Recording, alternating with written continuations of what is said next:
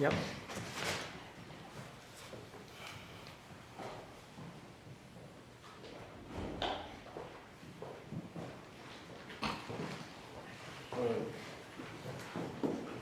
So sit down so we can get started.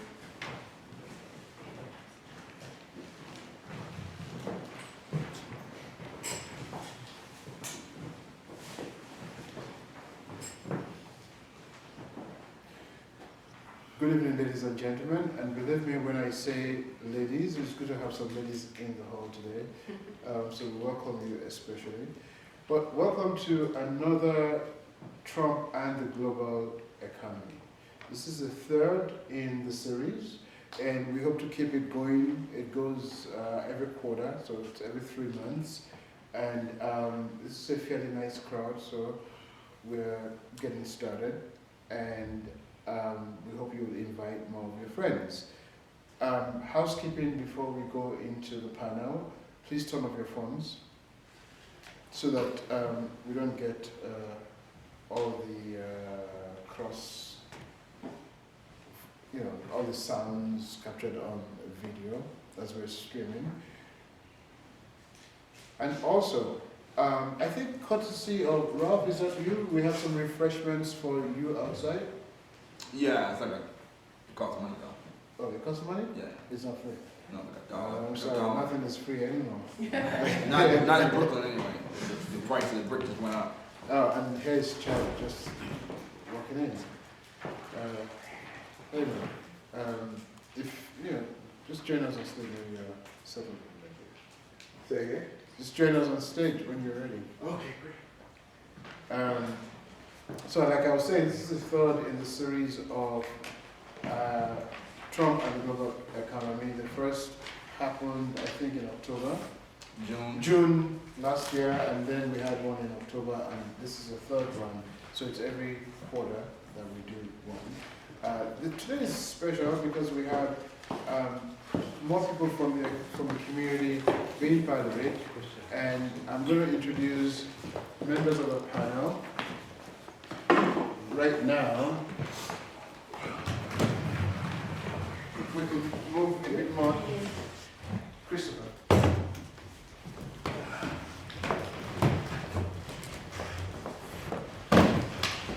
All right, so I'm just going to go ahead and introduce our panels, but this is a special one because for the first time we actually have members of the community who are now becoming aware of this panel.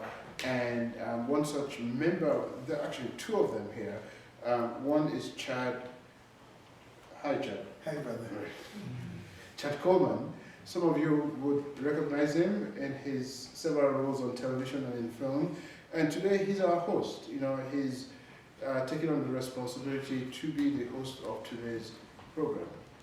So I'm going to start with Chad. Welcome to the panel, Chad, and but I'm going to introduce everyone and then we get started. Sure.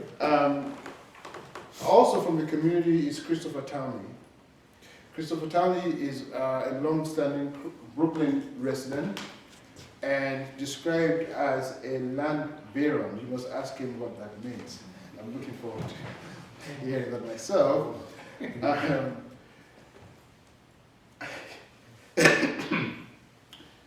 Excuse me. Ralph Baker is an author and financial analyst. He actually conceived the idea of these panels from his work. And of course, my name is Wuyi Jacob, and we do this in collaboration. I produce Afrobeat Radio, a weekly program on WBAI 99.5 FM. We also do a series of panels, so it's good that we're doing this collab. That's the word that young people use these days. And it shows that, the stuff that we're doing is finally catching on. And so thank you, Ralph, for being part, for this collab. We're missing on Reverend Conrad Tillard. For some reason, we had him on the panel, and he's not going to be able to be here today, or maybe he'll show up later. So the normal process for this is basically what we're trying to do is to get people to talk about issues, not about personalities. Many of you all have heard, have read, have seen on television how people respond to President Trump. It's all about his personality. Some of us happen to think that's a distraction and that we should focus on the issues in our communities, in our country, and globally. So we really want to pay attention to how the global economy is doing and Mr. Trump's relationship to that, as well as to very important issues in our communities, rather than to his tweets or his rather brusque or brash personality, or to the oppositional figures or opposition against him. People play politics, but let's play policy. All right, so we're going to take it from Ralph. Ralph Baker, we welcome again to the panel. Oh, actually, before we go to Ralph, let's hear from Chad, since you're a host. That makes some sense. Yeah, So, Chad, go. Hey, thank you guys. Thank everybody for coming out tonight. It's much appreciated. I basically met this young man right here, and I was floored by what he did with those young African American males. So much of what is pushed down their throats is sports. And this man served up something to these young men that I feel is transformative, you know? So he made it a demand. In order to play the game, you gotta learn about the New York Stock Exchange. And so he began to help these young men become, you know, financially literate. I know that I never received anything like that as a young man. We both are Virginia boys, you know. Mine came through the arts, which was great. But the further I go in my life, the more I realize, like, wow, how much I really need to know about the whole finance deal and how money works. It's a huge caveat. And so they go on this journey together. And in the midst of that journey, they're able to see the fall coming. That's huge. So for me, it's much like Barack Obama said, hit your wagon to something greater. These guys. So they have knowledge and information. Knowledge and information is transformative. I want to grow. I want to continue to learn, and I want to be a part of sparking something in the community that can help us all move forward, where we're not flailing around in the dark. We don't spend hours being judgmental, reactionary. We want to be responsive. In order to respond, you have to have substantive information. So that's why I'm here. I'm here to listen and be fed and walk out this door and see how I can help the next man move forward. So thank you guys for being here. And this is a very powerful moment for me to be a part of this. It's all about being proactive. Apathy, there's no room for apathy now. So I put my feet on the ground and I got here. So I thank you, brother. Thank you. And take it away. Thank you, Chad Coleman, for those. Yeah, that's you, Chad L. Coleman. You're the celebrity. You're the star. Yeah. Okay. And thank you for your kind words to the rest of us. Yes. Ralph Baker. Yeah, so I basically wanted to follow up the book with just sort of taking this information and presenting it to the public about what's really going on with the economy. So I did a test here in my hometown. It's called Prince Edward County and the Global Economy in November 2016. And a good friend of mine from high school, we showed the vital signs of the economy to our friends and family at college. I went to college in my hometown too. So all my professors and some economics students were there, and our friends and family were there, and they were amazed. So I figured, let's go to New York.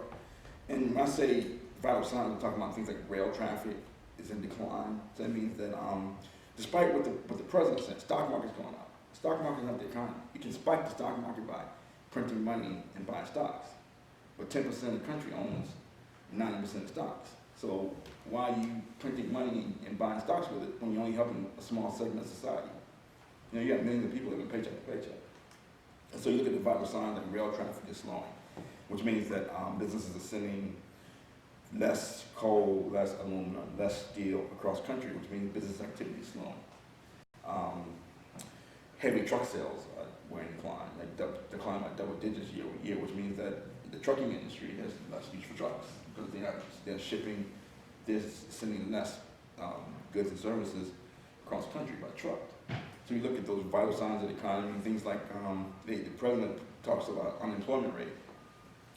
Unemployment rate does not include people who are of employment age but are no longer actively looking for work.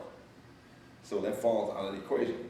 So that means that, for instance, when President Obama took office, there were 80 million people who were not considered part of the workforce. They had fallen out of the workforce. And then when he left, it was like 95 million. It's like a national crisis. So the unemployment rate looks better when people fall out and they start looking for work. So just looking at the unemployment rate, it doesn't tell the whole story. And so we still have, tens of millions of working age men who just given up looking for a job while the economy is going, while the stock market is going that way, and real estate prices going that way. While the government has taken an unconventional step to spike asset prices, no economist will tell you to do that. Not one. I mean, I studied economics. John Maynard Keynes, Milton Friedman, Adam Smith. They didn't tell you to do it. It's probably not economics. So what they're doing is helping their donors, the investor class. They're helping private equity firms, real estate developers, venture capital firms, hedge fund managers who own all the assets. And if you go back and look at where these presidents work when they leave office, it's not a happenstance that they're helping these people because H.W. Bush, when he left office, he went to work for the Carlyle Group, which is a private equity firm. Dan Quayle works for Cerberus, which is a private equity firm. Bill Clinton used to work for a private equity firm. Bill Clinton's daughter used to work for a private equity firm. Al Gore, Bill Clinton's vice president, works for a private equity firm. Jeb Bush, George W. Bush's brother, worked for Lehman before it failed. All these guys want to go work for the investor class. They want to do the same thing Goldman Sachs and Morgan Stanley are doing, betting their own capital. When the bets pay off, they're going to prance around and cover up Forbes and Fortune magazine as master of the universe. When the bets don't pay off, they won't get their money back. They want to do it. His fault. Someone else's fault. So I think that what they're doing is very unconventional and it's not economics. You can call it whatever you want. You can call it science fiction. You can call it reparations for Wall Street. You can call it the quid pro quo. Just don't call it economics. That's why I always suspected that when I say book, How Innocent Kids from Brooklyn Predicted the Great Recession and the Pain Ahead, it means that you are taking you're setting policy based on politics, based on your donors, who you want to work for when you leave office, and not based on economics. So that's why I think there's going to be another recession. And it's unavoidable. And I'll say this one more thing, that people understand, like I say, for instance, a professional athlete who injured his knee and he's going to take 18 months to recover. People understand you take steroids to help to speed up the recovery. People will accept that. You maybe speed the recovery from 18 months to 6 months. It's a big deal for a pro athlete in his prime. It's a lifetime. But 5 or 6 years later, you're still taking steroids, you're still on the juice, then you're not recovering from injury. You're masking your true performance. And we've been on the juice, the economy's been on the juice, been on the stimulus for almost a decade now. It's time for it to stop and get back to managing the economy, not just for these guys are donors, but for the rest of the country. Right. Thank you for that introduction, Rob Baker. Next is Christopher Townley. Welcome to the panel. Well, thank you very much. Let's have your introduction and introduce yourself. I'm really interested in your title as a land baron because I would love to have some land myself. Well, I came into the world through this University of Hard Knocks, and that's how I started to look at things. My mother was a widow, an Irish immigrant living in Brooklyn. She was a widow at 39 with 7 children. So we all had to learn how to do things, you know. So I we wanted to have the rest of the stuff that everybody else had. And so I started to learn through the real estate field. And as I started to look at real estate, I started to disagree with some of the ways that I saw things happening. And so I took it upon myself to learn the history of land use, history first and foremost. So I took we use what we call in all our universities, institutions of higher learning like Columbia, Harvard, Yale, Princeton. They use a method, it sounds boring, but they use a method called neoclassical economics. And this is what you spoke to a minute ago. This is like economics for people like Ezra Cornell who owned 1 million acres. It wasn't economics for everybody else. So I started to study the history of economics for hundreds of years. And I particularly focused on land. And so what we saw a history of, so I look at the history of this country and colonialization as my point of departure. So if I may just give a brief summary, what we saw was the English and the Dutch came to this land. On the way here, they stopped to Africa. And they, first of all, let me say that it takes two things to produce any wealth. That wealth could be the lovely clothes you're wearing, it could be the food you eat, the equipment that you're using, anything that you use and have is wealth. My watch, my ring. So basically, some wealth gets consumed and some wealth lasts a lot longer. Our house could be our wealth. So basically, it takes two things to produce that, and that's land and labor. So get back to how this country was started. The English and the Dutch came here, they went to Africa first and they stole the labor. Then they came here and stole the land. So we have to start from that point of departure. And we see every few years we see a re-strengthening of that institution. So if we want to look briefly at our government, and people liberal and conservative will say our democracy, but there's a book called The Federalist Papers. It was written by John Jay, the first Supreme Court judge. This is back in the 1700s. Alexander Hamilton, he's the first banker. He's the guy on the $10 bill. And what's his name? The fourth president. Anyway, sorry, I can't remember that right now. They wrote the Federalist Papers, and they, not Adams, it was Madison, James Madison. They wrote the Federalist Papers, and they described why we don't want a democracy. We don't have a democracy, and I'm not saying that with sour grapes, because we know that we didn't elect a president. We don't have a democracy, we have a Federalist Republic, because we don't vote on things, we vote for people who vote on things. So we have representatives. And to get on those people's radar, you got to be rich and powerful. That's the flaw. It's no subtle difference. We have a Federalist Republic. It's in the Federalist Papers. So if you start looking, I just want to describe those things because it's important to know. As I was explaining to you a minute ago, I look at it like this. There's a fellow had a liver ailment, okay? And it caused a pimple. So he went to the doctor, and the doctor sent him to the dermatologist. And his skin looked really nice, but it didn't do anything to cure his liver, which is the endemic problem. And so a lot of what we see going on is people look at a situation which is really a snapshot in time, and they want to mitigate that snapshot, but it doesn't deal with the cause. So that's why I really studied history, to go back and look at it. So let me refocus on land for a moment, because in the definition of land is the land itself and all natural resources that are untapped. In fact, land, the definition, pretty much esoteric and mainstream. If you go to the dictionary, it's the material universe except for people and what they've already made. So basically, when people are saying, I want to get around to the Trump situation, because we've heard about it on a number of instances, what's going on here. So, first of all, if I have an acre of land in Iowa, maybe I'm growing an acre of corn. That's different from land that I have in New York City on the World Trade Center site, where on that acre of land I have 100-story buildings, so I have 100 acres of offices. Therefore, that land rent is very high. When you look at real estate, you separate the income from the land and the income from the buildings, because you get a land rent. And we see that the Port Authority is actually owned by the World Trade Center is actually owned the buildings separate from the land. So they pay land rent. It's not a new concept, but we don't see it. So the point I'm making is that it's the million people that live in a neighborhood that create the demand for the land, therefore the high land rent. but it's privatized by somebody else who claims ownership to it, so they can bank, and it's in key with the investor class. It's very important because a classic example would be the Barclays Center here in Brooklyn. Are you familiar with the Barclays Center? Oh boy. Duh. So basically, we have 9 subways, 6 buses. We have the Long Island Railroad, Flatbush, Atlantic, 3rd and 4th Avenues, not to mention the tertiary streets and avenues. So these things were made by human beings and cooperation between people. People's taxes paid for that. But the rent benefit is given to somebody else and it's privatized.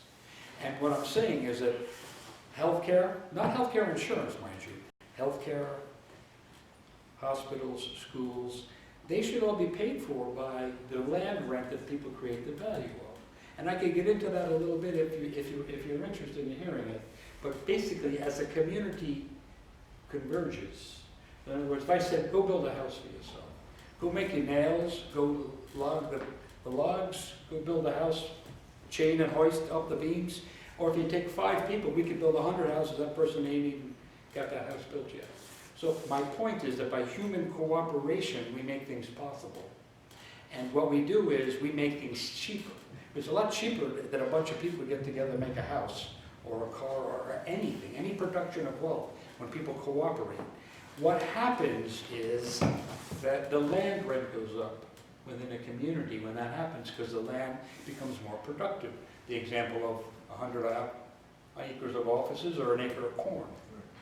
So what happens is that rent is meant, I call it the physics of economics, that land rent is meant to pay for teachers, to pay for schools, to pay for hospitals, to pay for police, firemen.